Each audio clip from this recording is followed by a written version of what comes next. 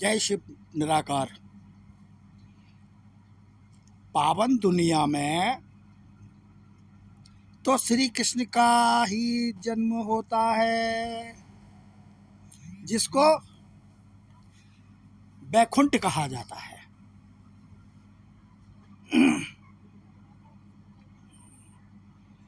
आधा कल्प मनुष्य के देह अवमान में रहने से ही उसकी रग रग में 5 विकार काम, क्रोध, लोभ, मोह, अहंकार जगह बना लेते हैं और वह आत्मा से बहुत दूर अपना जीवन यापन करता रहता है।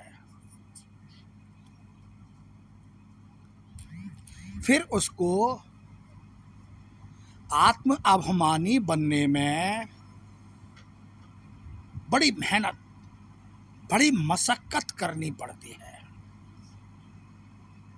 जिसे वो नहीं कर पाता।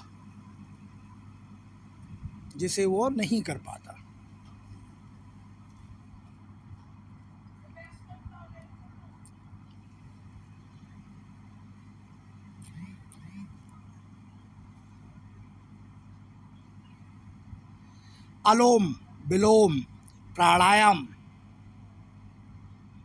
आदि से शरीर तो स्वस्थ हो सकता है, शरीर स्वस्थ रह सकता है, पर आत्मा जो आपके अंदर है उसमें बल नहीं भर पाता। सतयुग में भक्ति नहीं होती, ना आकार की, ना साकार की, ना विकार की। वहाँ कोई शांति सुख की मांग भी नहीं करता। सिर्फ एक निराकार को ही याद रखना है मेरे भाइयों, सिर्फ एक निराकार को ही याद रखना है। जहाँ आत्मा स्वतः ही अपने स्वमान में टिकी रहती है। सतयुग में गुण दोष पुण्य पाप सब आत्मा को ही तो लगते हैं। आत्मा निर्लेप नहीं होती। कई बच्चे जन्म से बीमार पैदा होते हैं।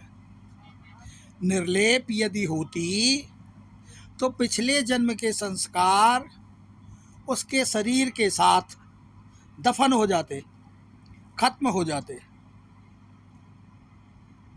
आज का मनुष्य दृढ़ संकल्प तो कर लेते हैं, पर उसको रिवाइज और रियलाइज नहीं कर पाते। जबकि मुक्ति व जीवन मुक्ति हर मनुष्य का जन्म सिद्ध अधिकार ईश्वर ने उसको दिया है। संस्कारों से ही नए संसार बनता है, संस्कारों से ही नया संस्कार बनता है। ज्ञान चिता पर बैठो और रूहानी सेवा में लगे रहो। रूहानी सेवा से आप आत्म अभिमानी जल्दी बन जाएंगे। आजकल विश्व की आत्माएं घोर अंधियारे में है। नया युग था, ये पुराना कब हुआ कोई नहीं जानते। फिर पुराने से नए में जाना है, यह भी पता ही नहीं चलेगा कि कब चले जाएंगे। विचार सागर मंथन करना चाहिए। देह अभिमान अशुद्धि का और देही अभिमान शुद्धि का प्रतीक है। आत्म अभिमान ही शुद्धि का प्रतीक है।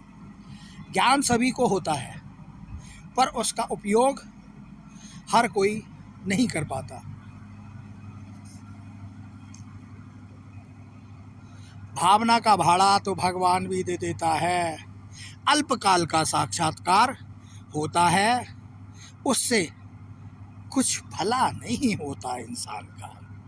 अल्पकाल के लिए साक्षात्कार होता है, लेकिन साक्षात्कार एक बार होगा, दूसरे दिन अगर नहीं होगा तो आत्मा मुझने लगेगी, मन में थोड़ी सी शंकाएं पैदा होने लगेंगी कि कल तो बहुत बढ़िया आत्म साक्षात्कार हुआ था, आज क्यों नहीं हुआ।